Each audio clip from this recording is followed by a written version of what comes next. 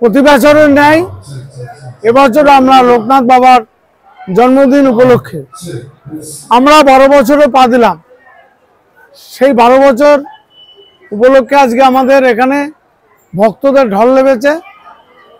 প্রায় 30 থেকে 35,000 লোক চাকদা ঘাটে জল আনতে গিয়েছে লোকনাথ বাবার মাথায় জল ঢালার জন্য। প্রত্যেকবারই এটা হয়। আর আমাদের মায়েদের বোনেদের জন্য 10,000 শাড়ি এবং আমাদের দাদা ভাই যারা যাবে তাদের জন্য 12,000 গেঞ্জি আমরা দিয়েছি লোকনাথ মন্দিরের পক্ষ থেকে। তো এবারও ঠিক ঢল নামবে সেইভাবে। সব এখন চাকদা ঘাটে, আপনার চাকদা ঘাট দেখলে অবাক হয়ে যাবেন। ওখানে পুলিশ প্রশাসন চাকদা এবং রানাঘাট থানা যেভাবে সহযোগিতা করছে, আর সঙ্গে বনগাঁ থানা, ভাবা যায় না। আমাদের এখানে প্রসাদ বিতরণের ব্যবস্থা আছে।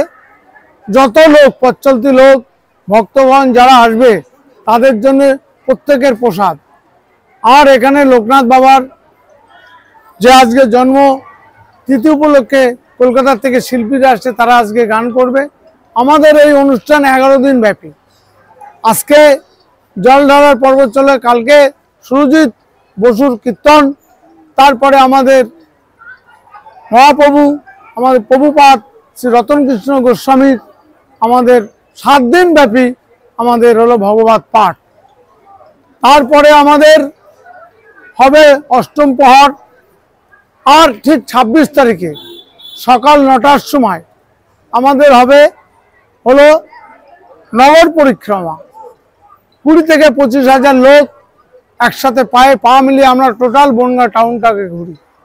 আমরা গর্বিত, আনন্দিত। যেভাবে লোক এখানে ঢল নামে ভাবা যায় না।